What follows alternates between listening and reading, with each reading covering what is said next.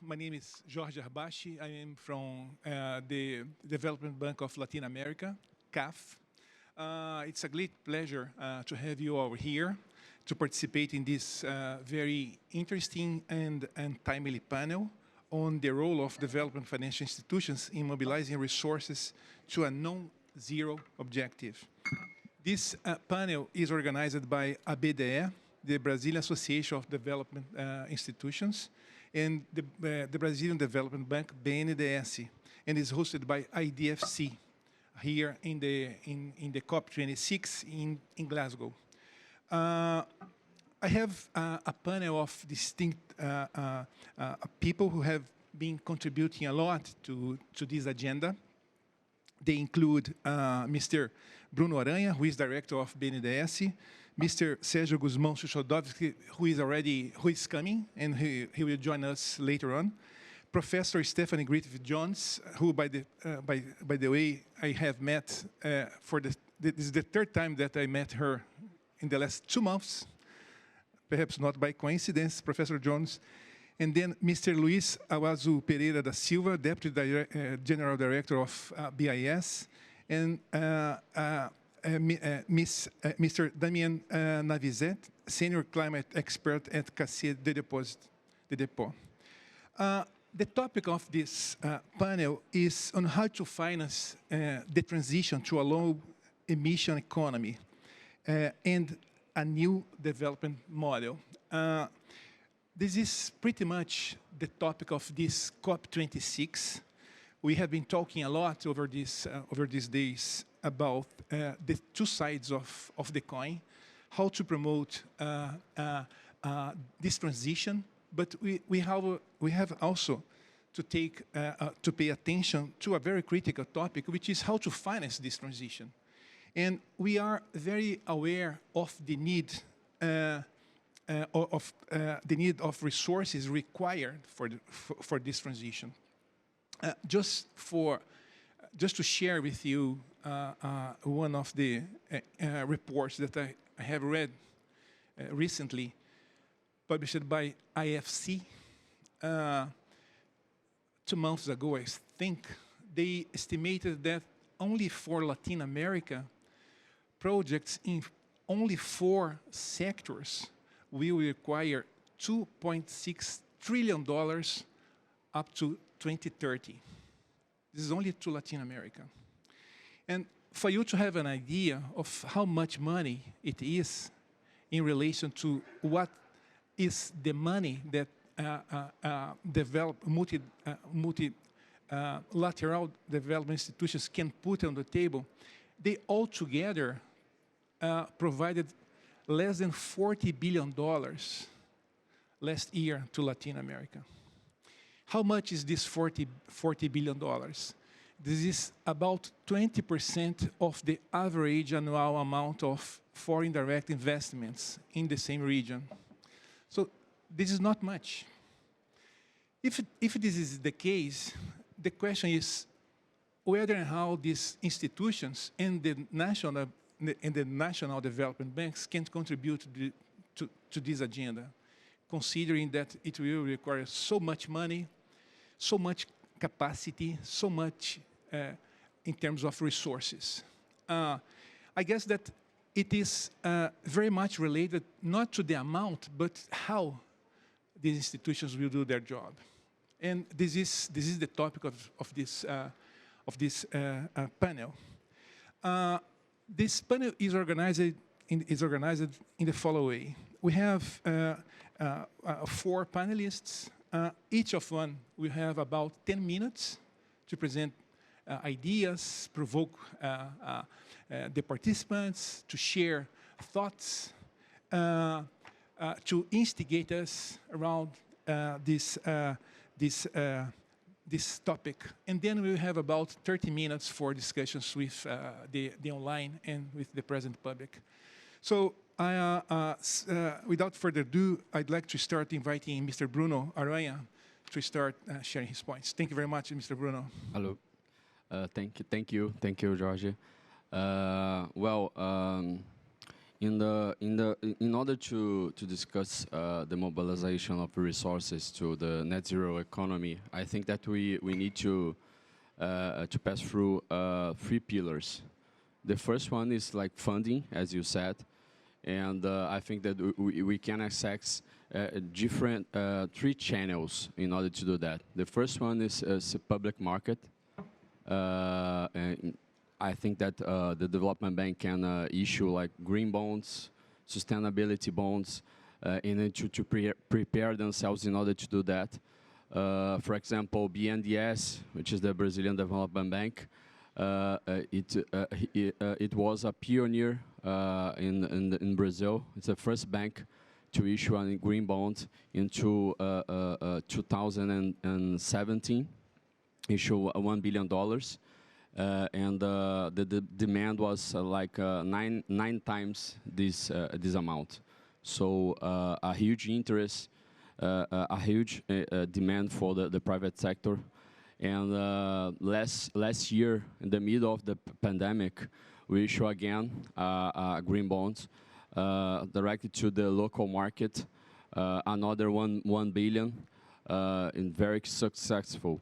But BNDES would like to improve and have another options and possibilities. So we constructed a framework in order to issue sustainability bonds. And we are now waiting for the correct moment of the market in order to issue, to do this first issuance of sustainability bonds. I think that we have a huge partnership with multilaterals, as yourself, and nowadays we have 14 agreements with different multilaterals. The BNDES has issued like $3 billion, and then we have another agreements in order to do that in the future, another $3 billion, and the last one was with NDB, which we raised $500 million in order to invest in green economy.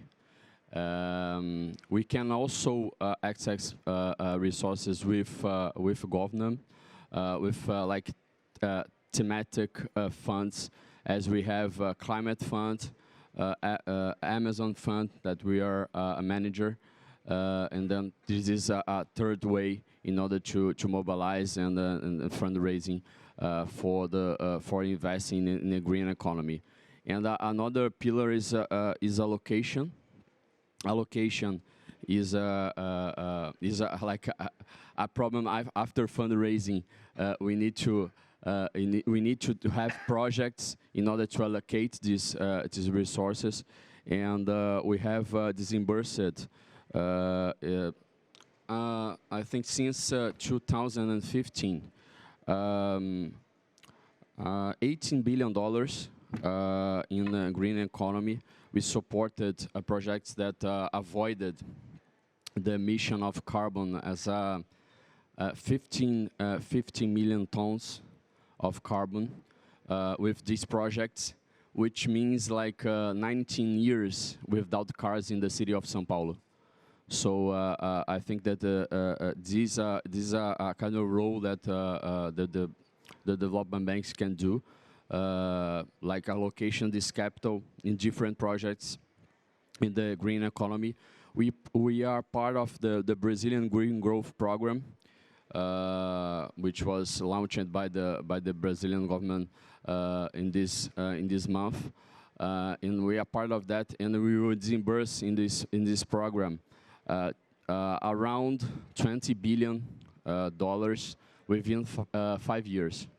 Again, in green projects like renewable energy, waste management, urban mobility, and in other sectors. And finally, I think that we have the duty in order to construct new products and new facilities in order to attract this money and then to allocate this money.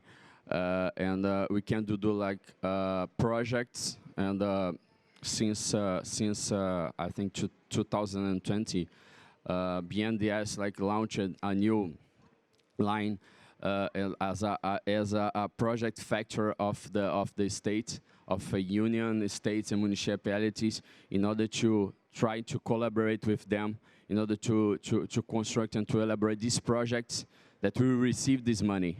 So another line of business, and then we are doing that, for example, with sanitation concessions, which is it's a huge problem in Brazil, and we have a opportunity to attract the private sector, the private investments, and doing that about concessions and trying to construct with the state. Well, we have blended finance that combine grants and loans, and then the grants can leverage these credits and have more access to SMEs and rural families. Guarantees, which means that we can mitigate the risks using these guarantee funds and other types of guarantees in order to make possible to disburse our resources and also the private resources of the banks and etc. And we also developing another product, which is a mat fund that we can put $1 and the private sector another $1 in order to support projects in health and education and reforestation, for example. So in order to congregate private sector and public sector in a good way, and finally, I think that we can work together with our clients with linked loans that we require some movements, some measures with our clients using financial incentives in order to stimulate good practice. So we launched a ESG credit that requires our clients to get social certification or get environment certification. Also, like making a carbon inventory or stimulate that they reduce its emissions in some percentage. And in the other side, we minor or reduce their interest rates in these agreements. So we align the interests and make this movement possible. So I'm trying to figure out all these things, again, funding, allocation, and new products. I think it's the pillar that we can do our main role in this transition to the neutral economy. Thank you, Mr. Aranha. Perhaps beyond these three pillars, I think that you mentioned two, in my view, very important topics. One is mobilization, resource mobilization, and the other one, which is perhaps even more important, which is helping market formation in Brazil through these financial instruments and others. And you mentioned something that I'd like to come back later on with all of you, which is the carbon market, which is perhaps a very important way to go for many regions, including Latin America. I'd like to move over and invite Mr. Sérgio Guzmão Sushodowski, who is CEO of ABDE and BDMG. Mr. Sushodowski, the floor is yours. Thank you, Georgie. Thank you, Bruno. I would like to salute our good friends, Professor Stephanie Griffith-Jones, who's been leading and teaching and researching and acting in this field for so many years. It's truly an honor to partake and share this panel with you. The same for Luis Pereira da Silva, our Deputy Managing Director at the Basel Bank, And I also salute Damien Navizet, representing Caisse de Dépôt. Indeed, a true honor to join you from afar. Just a few days ago, I was in presence in Glasgow at this very venue, and I also take the opportunity to thank our good friends from IDFC in the person of Rémi Rioux, Beryl, and all the team that may be there right now, and just saluting all the audience in general. I have the great honor to represent today the 31 development finance institutions that are members of the Brazilian Development Association. We have celebrated we are just about to celebrate our 52nd anniversary. And this represents a historical milestone in the sense of having an association in a developing country that is delivering with capillarity and with one of the most robust development finance systems in the world, programs that will certainly help our country, Brazil, achieve the ambitions of the Paris Agreement, of the Agenda 2030, and of the Agenda of Action of Addis Ababa that relates to finance for development.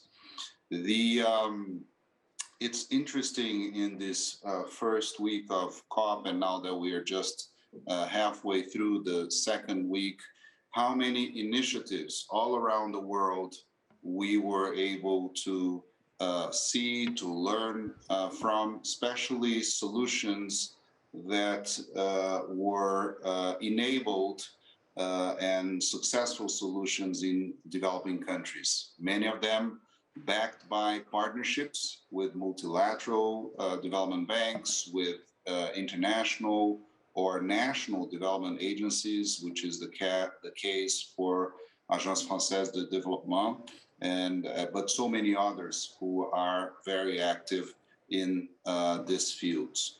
So in this sense, I think we need to talk about reinforcing the development financial institutions' role.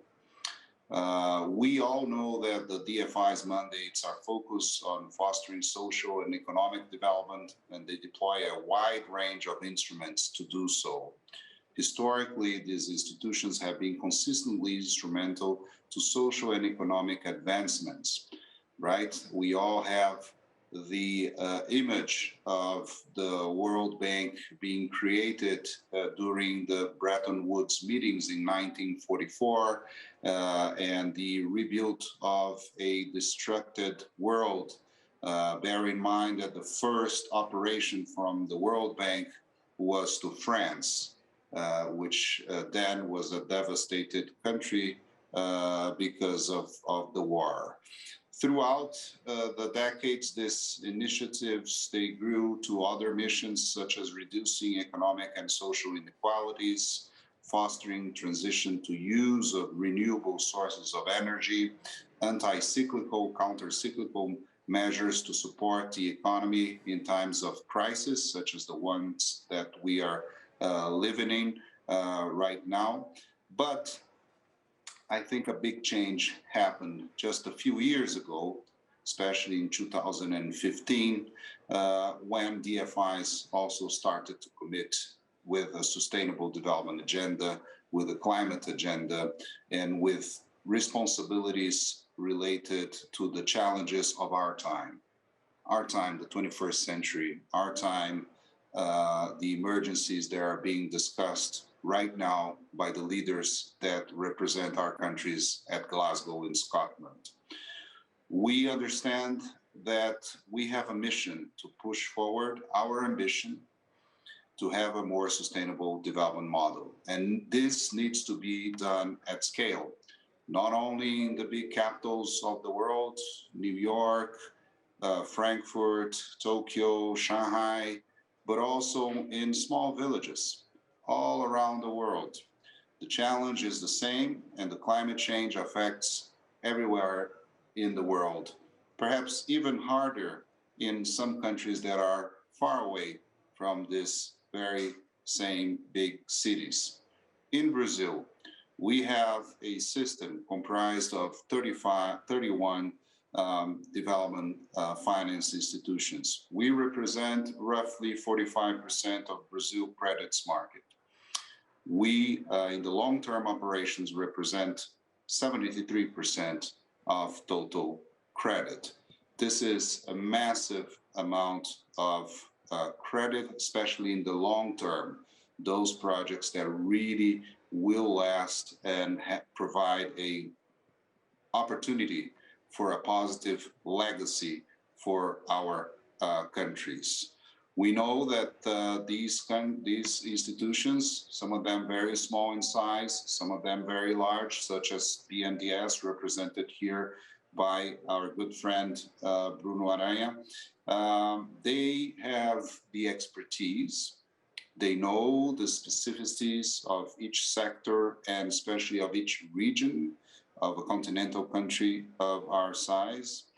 They partner with the smaller institutions that can finance micro, small, and medium enterprises and also municipalities in a country that has more than 5,000 municipalities. And I can speak for myself, being also the CEO of a subnational development bank that works with municipalities at scale.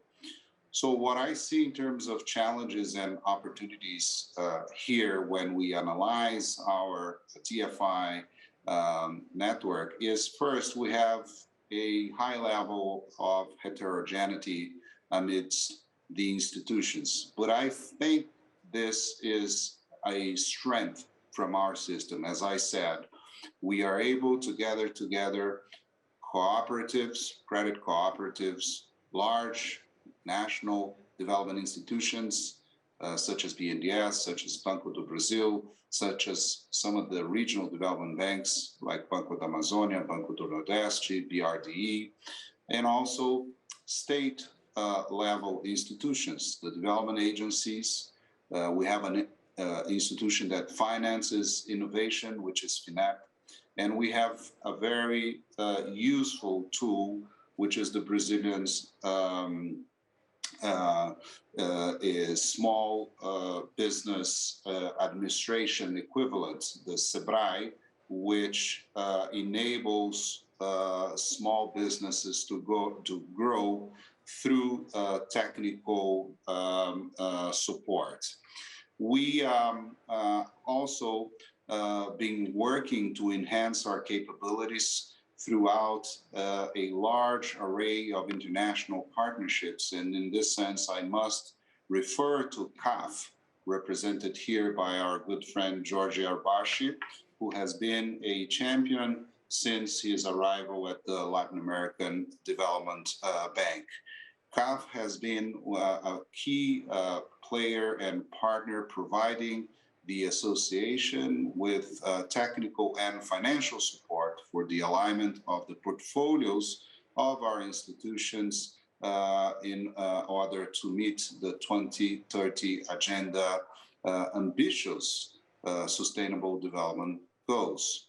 Some other partners, such as the French Development Agency, the Inter-American Development Bank, the UK government, the GIZ from the German government, and UNDP have also played crucial roles complementing this effort, which will help us and support each institution, member institution of the Development Association, to mobilize resources from multiple sources and allocate them at the last mile. This is the name of our game. We are last mile development finance institutions that can meet the end point of the production chains, that can reach to the small and medium municipalities and respond to the local specificities. We also been engaging in international forum And in this sense, I would like to refer some of the commitments that we made either individually as specific institutions, BDMG, or the association. Just last week, we participated in the Marrakesh initiative at COP26 relating to project preparation of sustainable infrastructure projects. Alongside the president, the global president of HSBC, representatives from Bank of America, together with Mary Pangestu from the World Bank and Barbara Bushner from CPI, we have shown our ability to do and align with Fast Infra and GFANS in producing a pipeline of feasible, bankable infrastructure projects that international institutional investors can join forces and invest in Brazil. Many other members of the association are also working at this in this agenda, and of course, BNDES is one of the key players in this sense.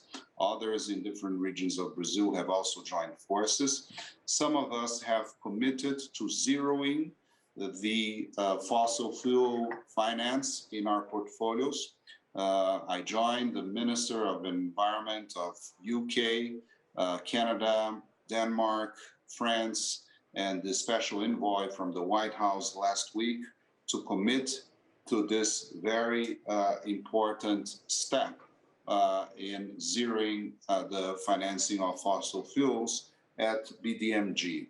And it was also a key moment in our history after a year and a half of due diligence when we finally were able to join the Green Bank Network, being the first development bank in the world to do so. So these are very firm commitments.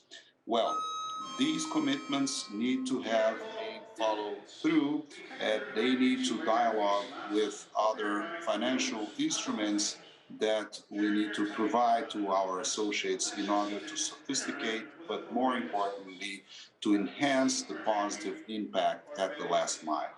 In this sense, I should refer to the agenda that we are preparing and designing, and this specific panel will be a key pillar, a key step of the Development Association 2030 Sustainable Development Plan, which we want to present to the presidential candidates of Brazil and to the Brazilian society and institutions in general for the next 5-year policy-making cycle. We are bringing together and engaging the DFIs in Brazil, but also our partners abroad, and some of them are present in this panel and have already supported us in a very concrete manner in the last few months.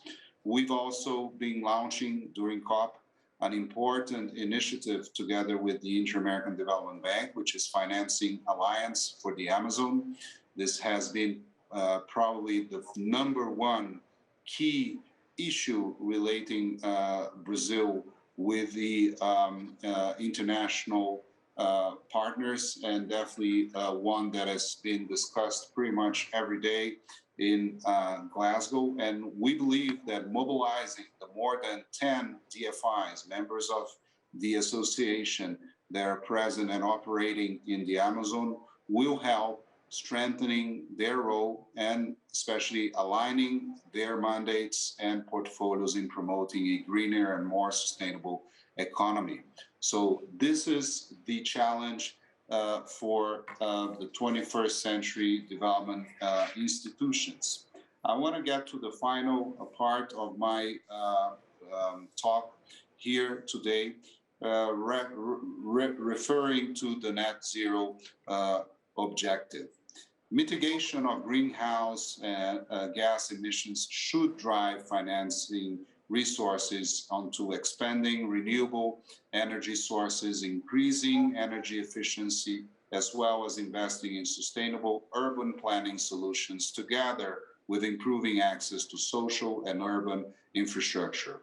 Those necessarily require long-term finance that can be provided by DFIs. Therefore, they might be one of the key needed to unlock the net zero goal in Brazil, as DFI, as I mentioned before, respond to 73% of the total long-term credit to investments in our good country.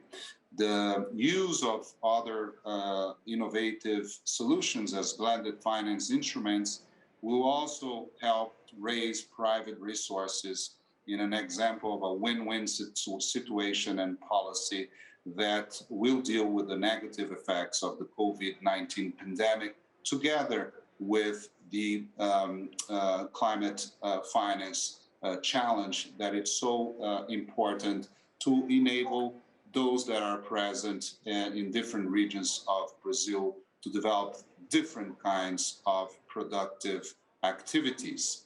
In this sense, these new instruments and enabling and training our teams will also unlock and open new sources of financial lines and partners, and especially the private sector.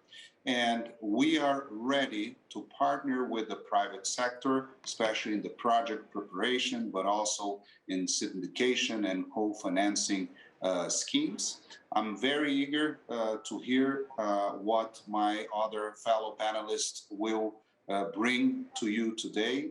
I remain at your disposal as the president of the Brazilian Development Association and Development Bank of Minas Gerais to partner, to deepen this collaboration. And I will stop here to hear my fellow panelists. Thank you so much for having us. Sergio, thank you very much. I think that you have provided a very thorough view of what this panel is about and what the role of DFIs is about as well, especially in this context of so many and deep challenges that we are facing and have ahead of us. I think that just to stress a few words that you mentioned that I believe are very important to put on the table. You mentioned something like the capillarity of DFIs in Brazil. You also mentioned the contribution beyond all the instruments you have mentioned, blended finance and so many others. You mentioned project preparation, which I think is also another important contribution for market formation in this sector. And also, you mentioned something that I regard very important as well, which is helping everybody and engage everybody on this agenda, especially in a country where income distribution and wealth distribution is so unequal, no? So having DFIs paying attention to these topics is perhaps extremely important in this special context. I'd like to move over and invite Professor Stephanie Griffith-Jones, who is professor at Columbia University. Professor Jones, the floor is yours. Thank you very much. I'm delighted and honored to be participating in this really important panel. And I thank your kind words, Georgia, and also Sergio. We're talking today about the major role which public development banks worldwide can play.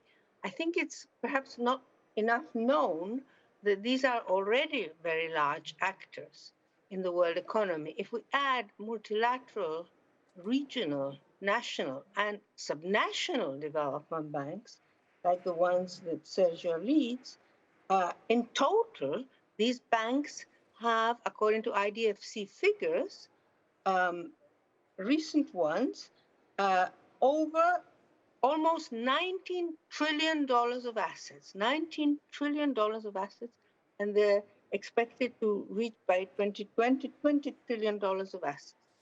And the annual lending and guarantees and so on represent at about over $2 trillion a year. about $2.4 trillion a year to be precise, represent around 10% of world investment. So the power of these institutions, especially we think of them jointly at a global level and in the different countries, is already very large. But I would like to say that I think there's been a sort of renaissance of these public development banks in the last decade. And I think mainly for two reasons. The first one, we've had these two large crises, the global financial crisis and now the crisis caused by the pandemic, in which we have needed quick response of funding as private finance has dried up due to existing uncertainty. And these development banks worldwide have responded in a major way. For example, according to UN ECLAC in Latin America, national development banks have increased by $90 billion their financing since the pandemic started. And the responses, for example, in Europe, where they have more fiscal space, has been even more dramatic. For example, KfW has increased its lending last year as a response to the pandemic at around 90%, and the European Investment Bank by 63%. So we have these very large actors who can respond to emergencies and economic problems.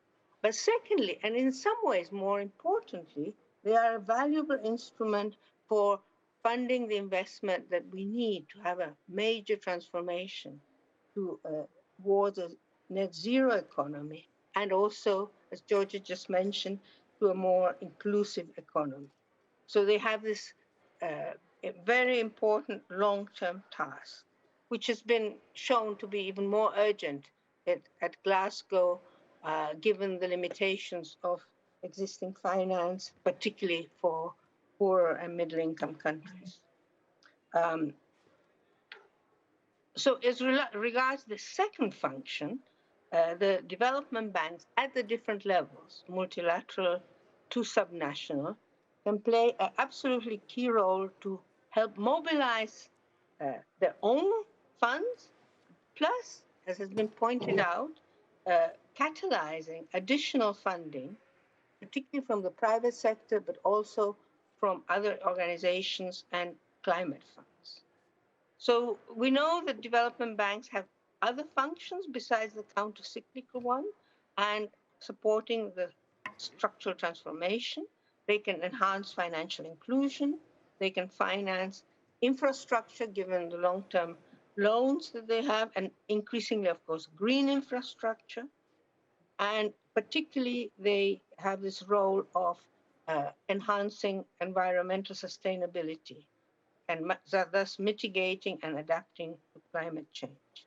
And we have very good examples. Already some have been given, but I like to give an example maybe of the introduction of solar energy in two major countries. One was Germany, when solar energy was still quite expensive.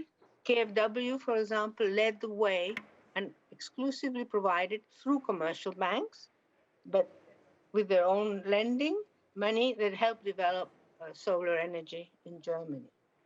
But then in China, the opportunity was seized at, of course, a much larger scale, given the large scale of the Chinese economy. And they developed, with very important support from the Chinese Development Bank, solar panels production at great scale. And this led to contributed to a major reduction in the cost of solar energy, which has benefited not just China, but the whole world. So we have a sort of externality arising from the actions of these two development banks, which are in some ways a sort of public good. As I said, these activities have been done not just with their own resources, important as they are, of the development banks, but with their ability to mobilize and catalyze new funding, which is, of course, increasingly important as the world community wants to channel private funding towards meeting zero carbon targets. There is then the issue of risk sharing with the private sector and the design of appropriate financial instruments to attract sufficient private finance, but at the same time to protect the resources of public development banks. I think one role that needs to be emphasized also in the context of climate change is the need for development banks to support innovation, both in existing sectors and companies, plus in the key new sectors. And for example, we're talking now about green hydrogen, greening steel, greening copper, making electromobility more feasible with the necessary infrastructure. These are major investments required in research and in actual infrastructure investment, and development banks can play a really important role. I want to take one example which is out of the field of climate change, but I think which is extremely important.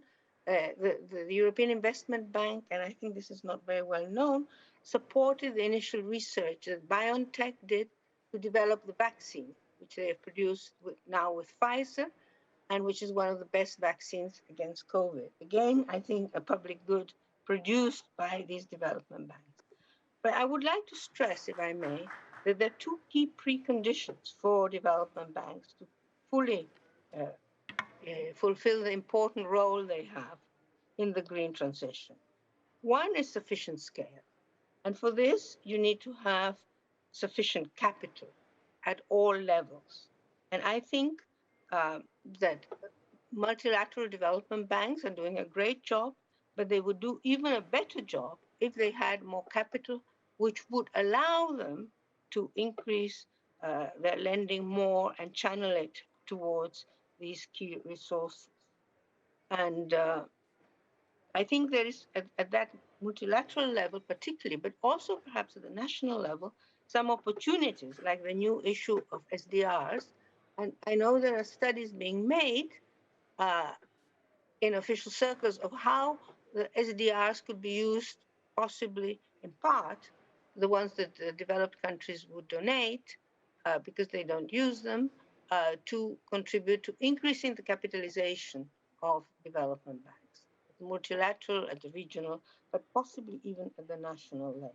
There are, of course, other more traditional ways of increasing capital, which has major leverage. And for example, in the European case, when the European Union member countries increased the capital of the European Investment Bank by 10 billion euros in the wake of the Eurozone crisis, the increase that was generated through EIB lending plus contributions from the private sector was 160 billion euros. So there was a multiplier of 16. So there is therefore a great potential. This is a great value of development banks, that they can provide all this additional leverage by particularly mobilizing private and other sources. And the way that this, for example, is done, partly this leverage, is that banks can borrow in domestic and international capital markets to increase their own lending. So even though the capital is public, the funding can be private. And we heard some examples of how BNDES is raising money from green bonds. And this is, of course, easier for countries which have deep and large domestic capital markets. But even if they do not have them, development banks can help create them, precisely through instruments like green bonds, which now have a total market of $800 billion. Now, I think that the national and international development banks should commit as much as possible to incorporate transition to low carbon economies in all financial decisions and project cycles. And I think a very valuable tool is to evaluate all projects at the same time with purely commercial criteria, but also add the environmental dimension in each evaluation, because that will make concrete the commitment to the green transition. And I want to mention, I'm sorry to give so much emphasis to the European Investment Bank, but I think it has been pioneering in a number of areas. And one of them has been their use of shadow carbon pricing, which they started doing already over a decade ago. And at the moment, the EIB uses a shadow carbon price of 80 euros per carbon ton for evaluation of projects. And they're expected to increase this to 250 euros per ton by 2030 and 800 euros by 2050.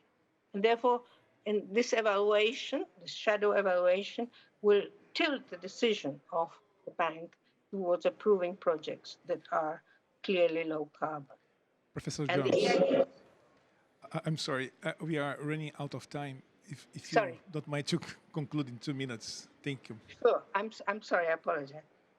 So the EIB also, interestingly, is moving towards giving loans that their loans will represent to the green transition, to low carbon, will be 50% of their lending. So I think this is an interesting commitment that maybe some of our other banks can also learn to have as policies where relevant. I will just finish very quickly.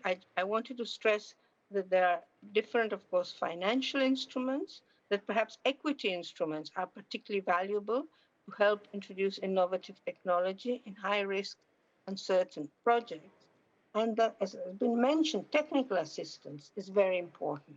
And I would like just to stress that sharing the experience of different development banks is one of the best ways of technical assistance.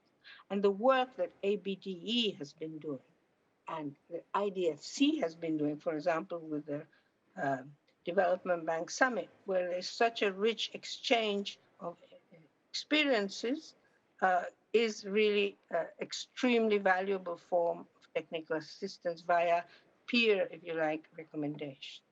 So I would just like to finish thanking you all and saying that there is no time to lose, and that it is so key to maximize the very large potential of development banks by increasing their own lending and mobilizing as much capital from the private sector as possible. Thank you very much. Thank you very much, Professor Jones. Just to stress one single point that you mentioned that I regard as very important, a new context like this one requires new business models, and new business models require innovation. You mentioned that DFIs can do a lot on this ground, and I think that this is an important point. I'd like to move on and invite Mr. Luiz Awazu Pereira da Silva, Deputy General Director of BIS. Mr. Luiz, the floor is yours, and thank you. Nice to see you again. Thank you, Jorge. Nice to see you too. I'd like to thank IDFC, ABDE, and the BNDES, and also Stephanie, Sergio, Damien, Bruno, to participate in this panel. I would certainly concur with a lot of what Stephanie has just said about the key role of development financial institution in financing the transition to net zero, essentially because they are the instruments that can move very fast, finance quite a bit more, with including venture capital. They have longer term horizons to assess the social profitability of investments. And indeed, I mean, what we're talking about here is, if I may, a sort of Schumpeterian process of creative destruction. After all, we have to replace a huge amount of resources, of a stock of existing capital that is leading us towards basically, you know, what the IPCC is telling us is between 3 and 4 degrees of increase in temperature. So we have to replace this stock of capital by something that is will drive us to 1.5. And so this is not a small, a small achievement. I think the climate change problem is now recognized. I think you observe the extreme weather events multiplying, and with higher frequency, you have basically more than 100 countries, 132 countries now committed to net zero. I think increasingly this is recognized as not something that is a tale of a distribution type of event, but it's really a new type of systemic risk. We call this at the BIS green swan, which means that this is certain to happen if we do nothing. It's not something that is just an event that is very rare. We are leading towards, we're driving ourselves toward this kind of event. And we know, second point, that the carbon budget is shrinking. We have about a maximum of 10 years before hitting a tipping point where basically very non-linear type of events can be triggered that will have severe consequences, including threatening the viability of life in very vast zones of the planet. So there is urgency here in acting. The third point is that we don't have, let's not get into the illusion that there is a miracle solution, a single actor that can just solve the issue of climate change. There is no silver bullet here. You require multiple instruments and a lot of coordination between various actors. The fourth element is that precisely because you need multiple instruments, you have to consider that these instruments are dependent on the local conditions of the local and global political economy. Think of carbon tax. We know it's needed. We know that you have to sort of set an adequate price for carbon, but it's a long and difficult political process to approve this worldwide. Same for regulation, same for other of the prudential instruments that might help to mitigate climate change. We know that there are good news. There is a number of initiatives in Europe, in the US, in Asia, mobilizing fiscal resources for the transition.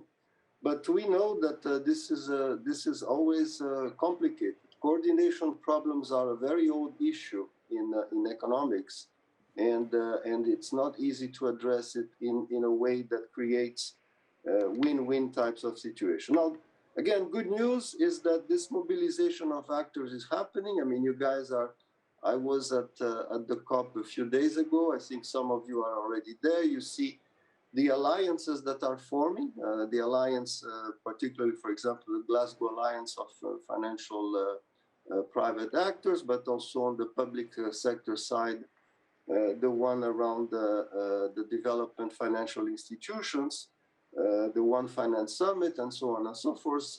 Many of you pertain to these types of alliances. So I think this is, again, a good sign of marrying awareness with action. Now, fifth point, if everything is now more clear and the need for action is there, we need to begin continuing some practical steps into financing the transition. And there, I think there is perhaps a division of labor that is useful between the mobilization of the financial private sector. You know that many are looking into how to construct practically a transition to portfolios that would be compatible with the 1.5 objective of Paris. We know that there is a need, and probably Damien will speak about a bit of this, a need for better data, a need for better taxonomy, and disclosure, such as the one recommended by the TCFD. But these things are making progress in terms of providing a bit more guidance to shifting asset compositions towards 1.5. Now, this is on the private side. So what should or what could the the public sector, the development financial institutions do? Well, I think many things that you guys have said are very accurate and useful. Stephanie has talked about research. I would definitely emphasize this idea of direct financing of investment, green investment projects, but also research. And you have several reports supporting this. Probably you've read the Stern report for the G7. You know that if you look at the last International Energy Agency report, you have about 50% of green technology advances that are only in a prototype format. If you look at the numbers of the government R&D expenditures at the OECD level, you have about more than 300 billion per year, but only 6 billion is focusing on renewable energy. So let me finish by giving you the potential for having, in addition to all the points that you made about the role of DFI in financing the transition, and again, concurring with Stephanie on the role that they could have potentially if they have even a stronger capital base, the multilateral sector and the local regional development bank. One, for example, is the Apollo program. You probably read Nick Stern's global Apollo program to combat climate change. I think it's a good idea to focus perhaps in one or two big projects that can mobilize the souls and minds of engineers, but also practitioners. Think of carbon capture, for example. This is a technology that is only in prototype mode, but it can certainly help. Of course, we need not only to develop industrial carbon capture for storage and utilization, but you need also to preserve the existing natural carbon capture processes that we have in natural rain forests. But if you just look at the magnitude, for example, of the Apollo program in the 60s, this was a program that mobilized 5% of GDP of the US in the 60s. So there is ways in which I think the public sector development institutions can certainly aim at replicating this type of initiative in a bigger scale today with the urgency of climate change.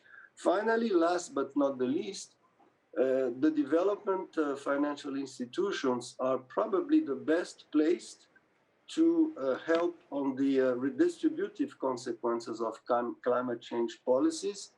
We know that they affect climate change affects primarily poor countries and affect primarily poor households in rich countries. So there is a redistributive dimension where the public sector can necessarily or should necessarily play a mitigating role in allowing at the same time climate policies to be put in place and at the same time protecting vulnerable groups in the transition and in the financing of the transition.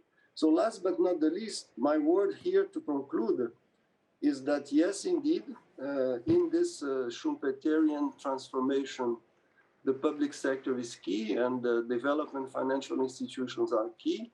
I would think that with the mobilization of commitments from the private sector that was, for example, voiced in the COP26 in terms of commitments of asset transitions towards net zero, there is naturally an alliance between these two that would sort of make things more effective, useful, and have the properties of allowing to finance the transition and allowing also to make the transition expansionary and fair from a redistributive perspective. So I stop here. Thank you, Jorge.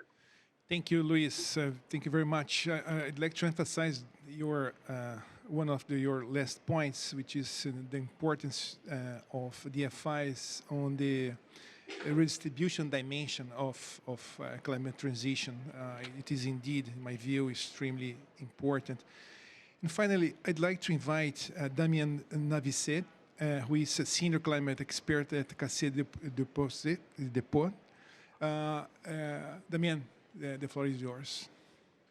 Merci. Bonjour. I hope you can all hear me well. Thank you so much for having me today. I was supposed to be with you in Glasgow, but finally I couldn't make it. The wonders of technology make it possible to talk to you from Paris. Thanks to all my fellow panelists and for their excellent speeches. I hope I will provide some complementary information to you. Basically, my 3 points are going to be that first, that net zero goals are completely consistent with the mandates of the public development banks, including the social mandate and economic mandates, wherever they are. Secondly, that development banks, they can, I think they are eager to align all the activities and all the instruments along these goals. Of course, adapting it to their country's specific context, as was mentioned before. And the last point, which is not new again, it's about the strong role of the banks, public banks, to mobilize the private sector using the full range of their financial capacity. First, I need to tell you a little bit about the Caisse de Dépôt group. It's the public long-term investor in France, of course, financing the economy. And for a long time, its business has been about transforming the savings of the French people into local funding for social housing and infrastructure. Today, it's become more diverse. We do have this bank of territories, Banque des Territoires, providing funding solutions to local governments, social housing organizations, public companies, legal professions at the local level. We have also BPI France, which is a subsidiary for the private sector, offering loans, guarantees, equity, of course, and advisory support, which was mentioned. It's important to the companies at the local level, but also when they want to develop their international business.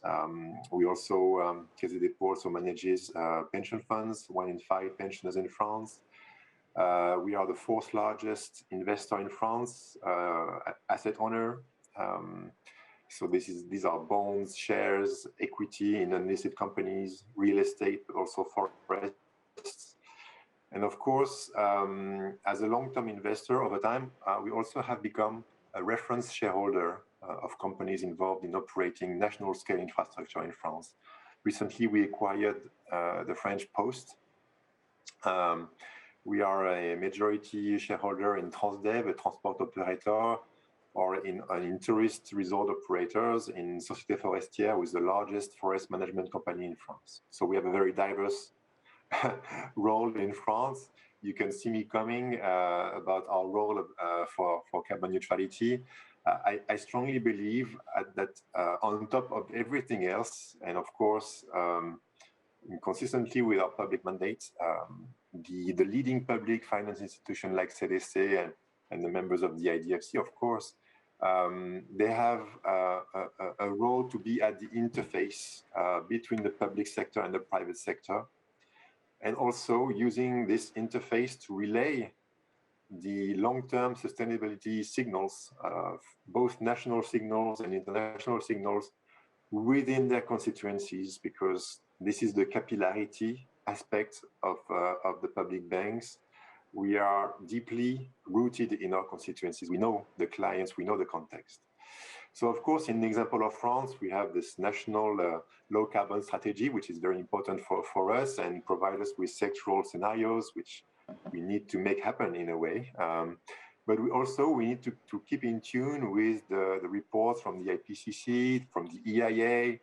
Of course, we are European Union member countries, so we have lots of things to to take into account.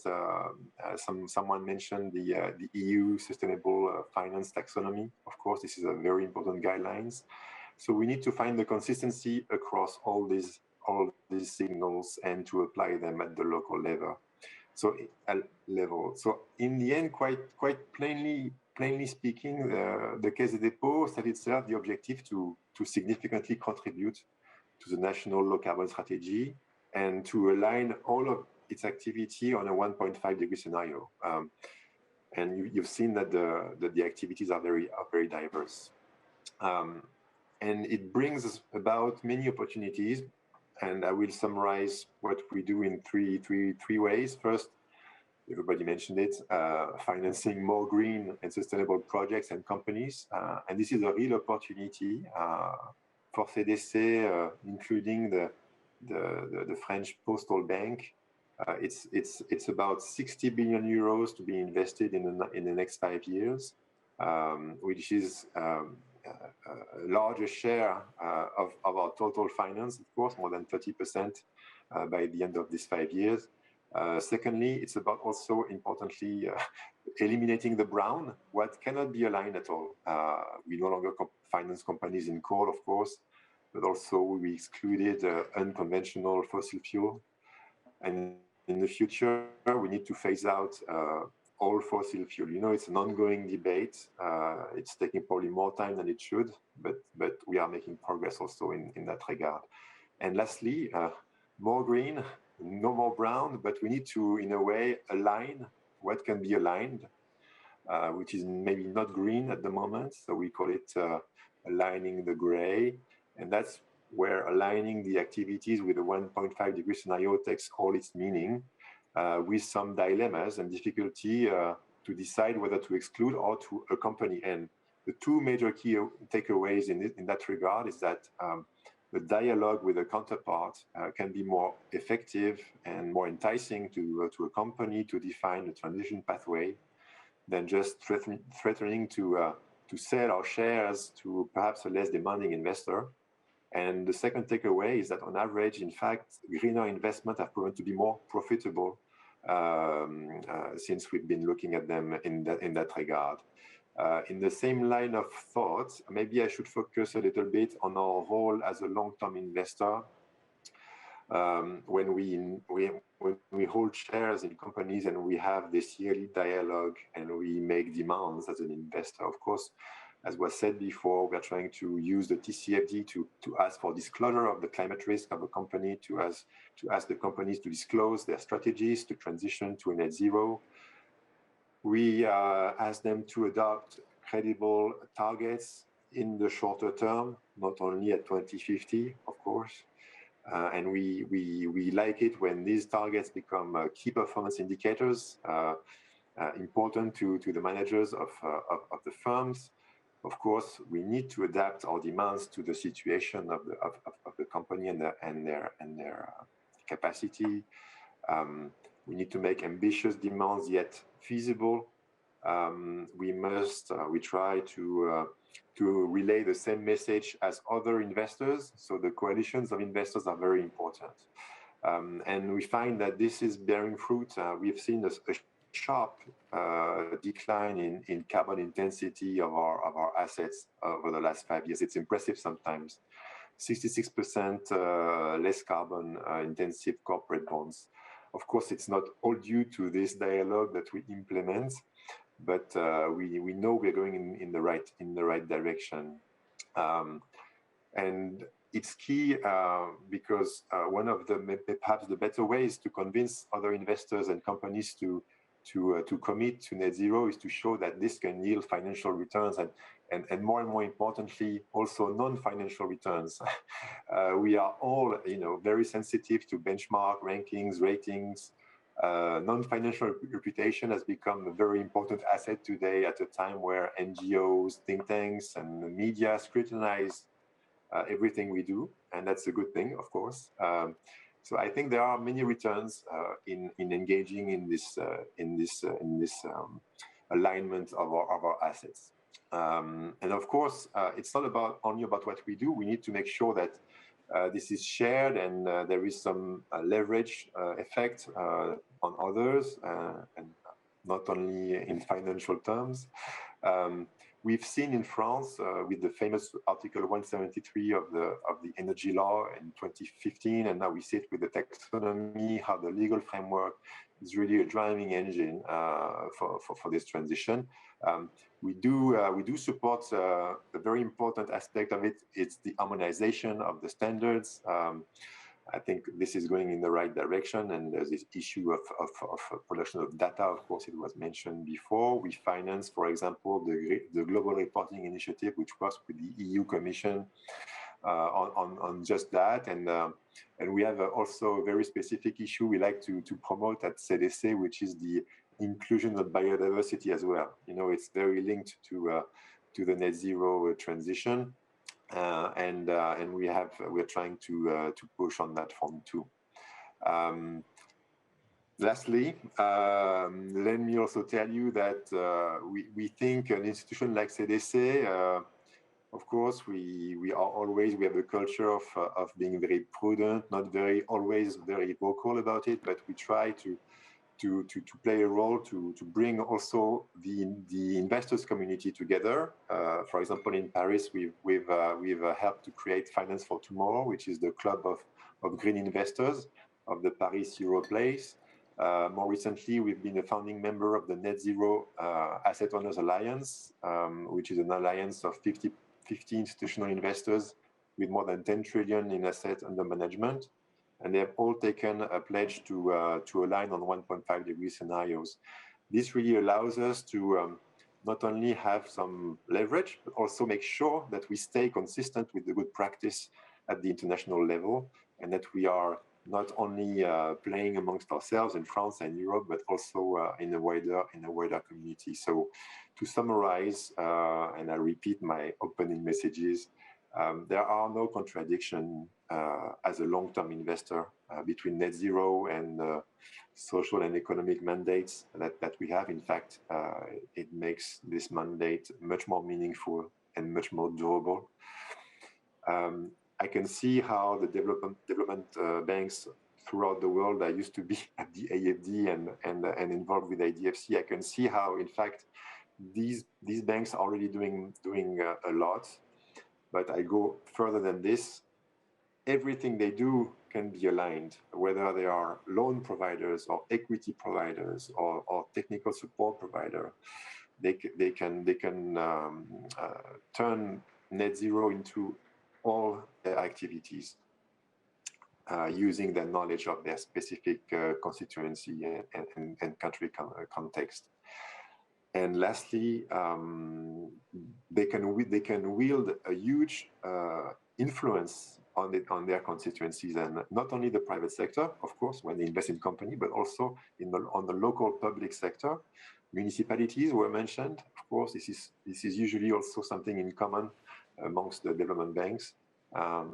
It's important to introduce also this transition to low carbon in what we do in the public sector. I'll stop here. Thanks again for having me, and ready to take any questions.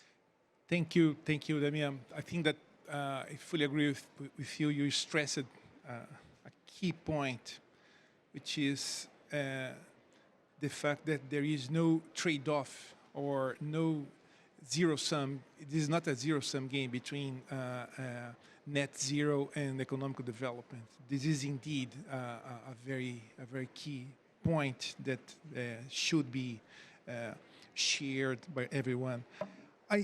We have already 15 minutes to go. I think we discussed many interesting and thoughtful points, but on the spirit of this conference, and also on the spirit of the organizers of this panel, ABDE and BNDES, I'd like to invite you to share your thoughts about the carbon market and why the carbon market.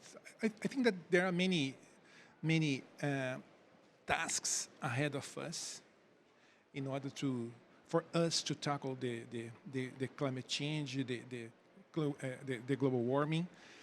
But perhaps the carbon market can do a lot on this regard.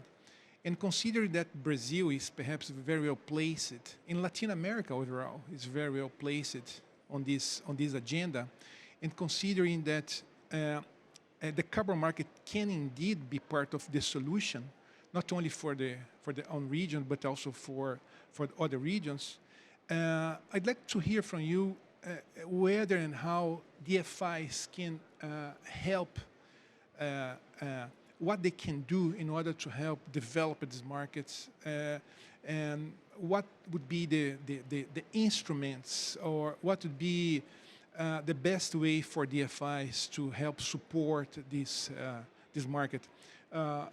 Bruno, how do you see this topic? Well, I think that we have a big role to stimulate this market. As we said, carbon tax is very important. The regulation is very important, but we don't know when it will apply. So at the same time, all the big corporations are committing themselves in order to be net zero. For this transition, I do believe that the carbon credit could be the financial instrument for this transition to finance new projects. So DFIs could stimulate new projects, to support new projects that are able to issue these carbon credits. For example, reforestation, renewable energy, and waste management. And so support these new projects. For example, we are launching today a match fund for reforestation. I think half billion reais that we will grant BNDES and the private sector to stimulate new projects of reforestation in Brazil, of native forests, and also using our balance sheet to buy this credit.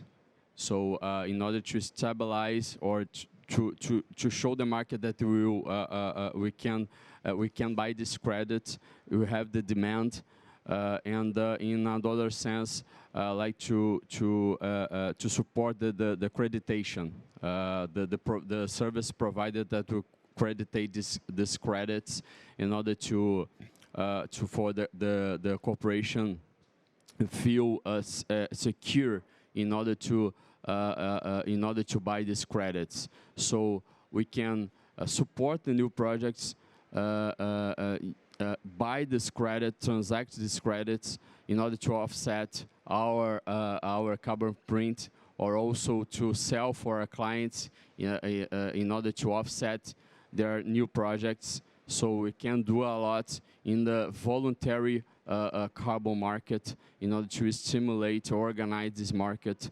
And so I do believe that we have a main role in this sense. Thank you, Bruno. Sergio, we know that for these markets to take off, it will require a kind of infrastructure. Being,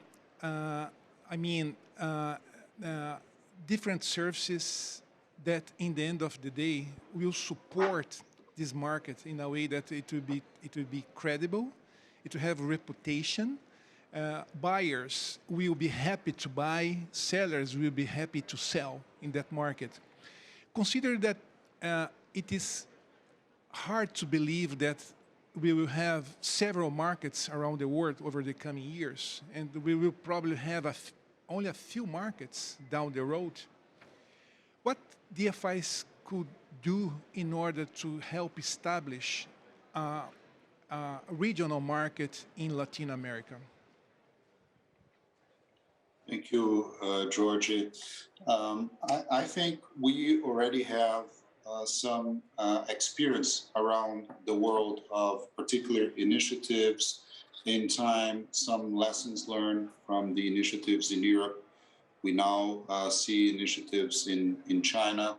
where the regulators and the policymakers have been playing a key role in terms of determining the long-term success of those markets. This is a crucial week as Article 6 is being discussed of the Paris Agreement is being discussed in Glasgow. We've been following in the news the stances of different countries present. I think there are a few things that DFIs can do, especially when they are together in different bundles. That is, of course, the Brazilian Development Association. I'm also the vice president of the Latin American Development Finance Institutions Association. ABDE was a very important role, but most importantly, this dialogue between the very large multilaterals, and Stephanie has made reference to a very relevant player and partner of ours, which is the European Investment Bank, EIB, that has been a front runner in this respect. We have been collaborating and having direct dialogues with Lord Stern's team and key collaborators such as Josué Tanaka, formerly MD at the EBRD. And in Brazil, in terms of very concrete actions, which spread throughout the region, is really through the what we call the lab. The lab is an initiative that we launched 4 years ago together with the Brazilian SEC, the CVM, the Inter-American Development Bank, GIZ, and of course the association.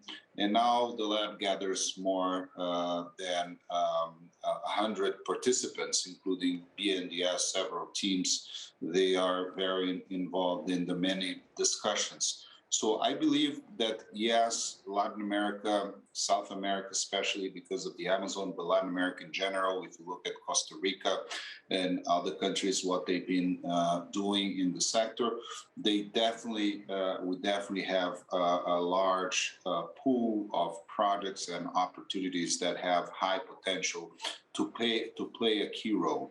And in the sense, CAF being the Latin American Development Bank, and especially your position in the private sector side of CAF in designing, in partnering with the regulators, with the stock exchange, in aligning a common policy for the implementation of Article 6 once we are able to advance, I think we can position ourselves as a hub for the carbon market. Look at the collaboration that already happens in the stock markets of Colombia, Peru, and Chile with the collaboration through what is called the MIGA arrangement. If we are able to make such similar arrangement involving perhaps Brazil, Argentina, and Mexico, and some of the other Central American countries that are front runners, we could definitely be on the vanguard of the carbon markets, and this will certainly help deploy capital for the objectives of the Paris Agreement and the Agenda 2030. And the development banks of different sizes can play, as Bruno said, key instruments, not only in backing, in buying, in launching programs, in doing the project preparation, in shedding light and training our teams and our clients. Many ways we are, with our program, also pushing our clients, incentivizing them to go in a different direction. I think that Luis Awazul touch a key point, which is new technologies, the startups. I do believe, and I tell my team all the time, we will not be financing the same type of infrastructure and the same type of projects and companies. We should be looking at different solutions. And this includes engineering, this includes IT, this includes urban planning and architecture, this includes new solutions that can be propelled by these new instruments, as long as we are able to support this transition. We are living in a time of transition. We should play our role and fulfill our mandate as a 21st century development bank. Thank you, Sergio. Luis, although the carbon market is still in its... yeah.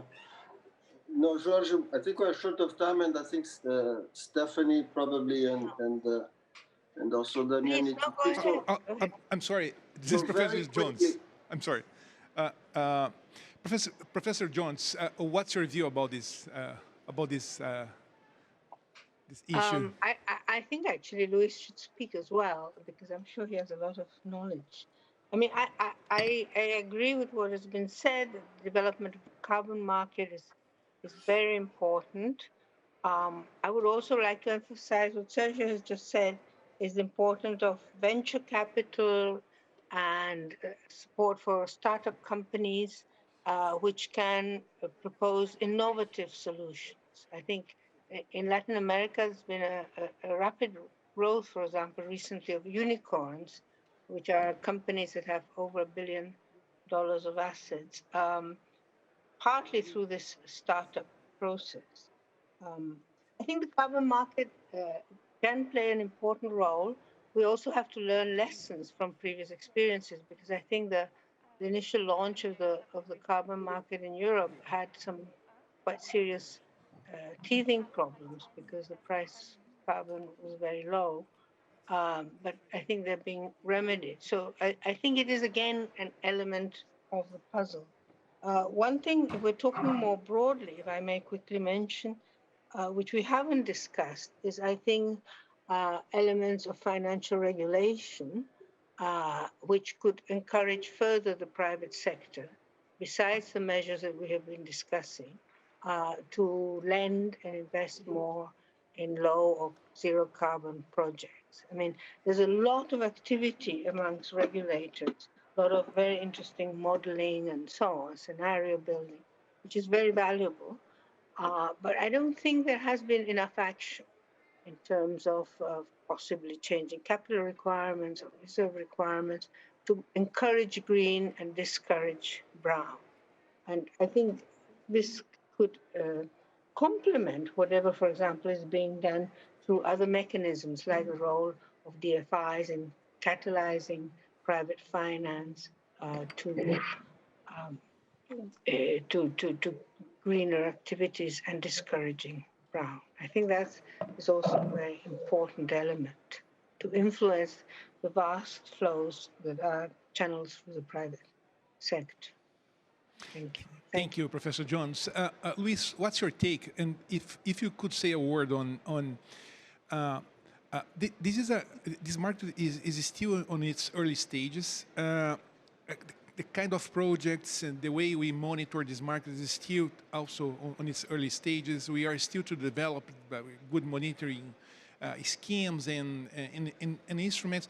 To what extent this market can affect the financial markets and capital markets? Look,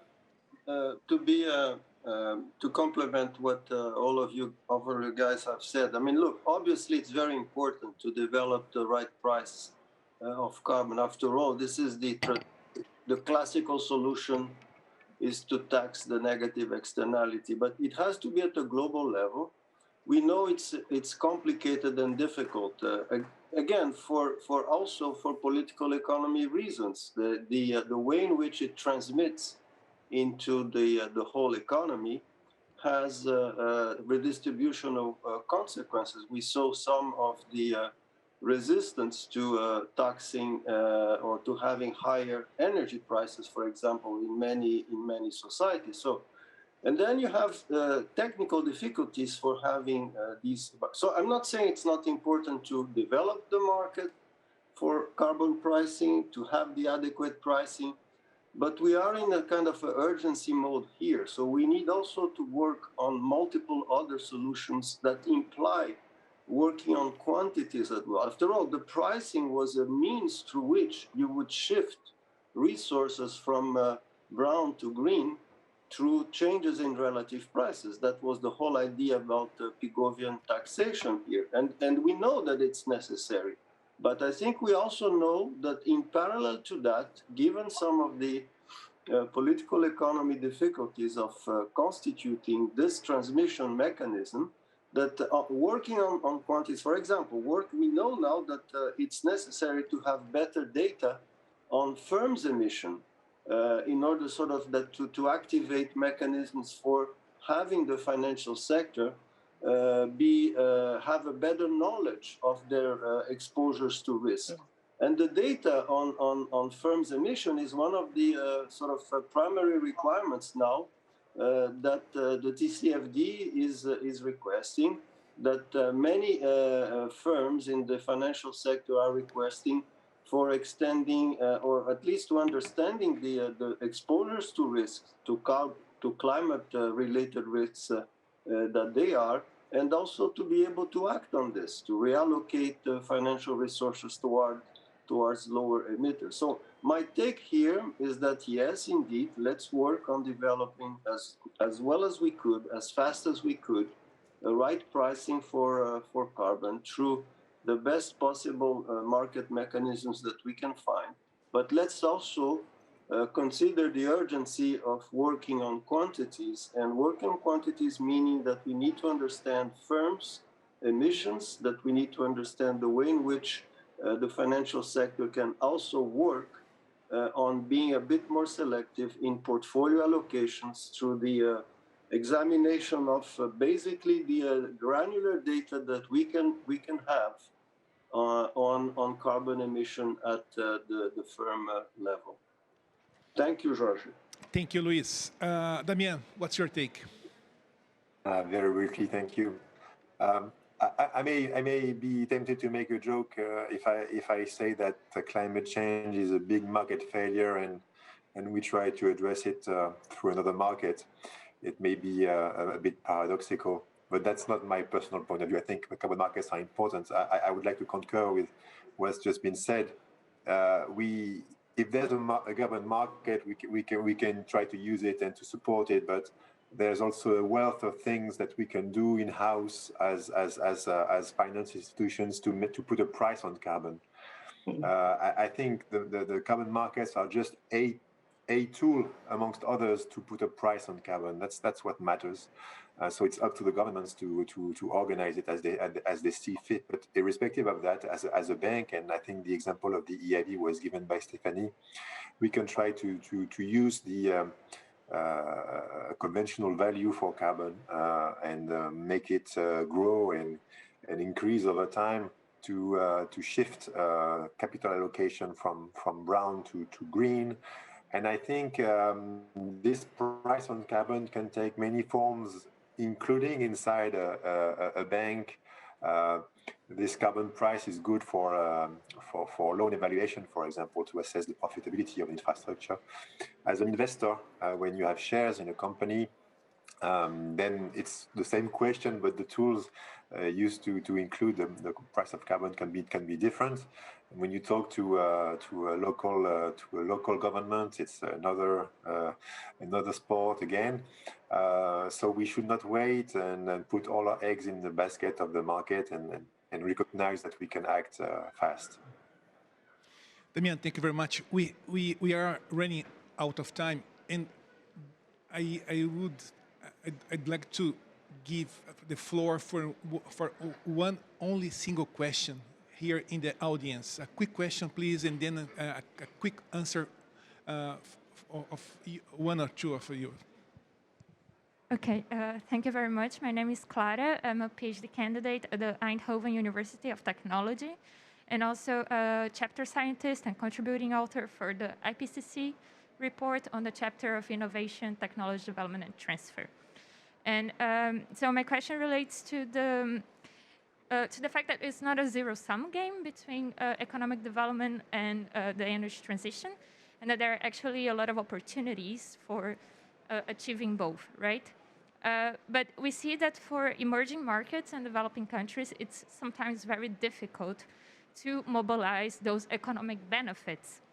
So my question is, like, what can DFIs do in terms, I mean, what have they been doing or what could they do in order to maximize the synergies?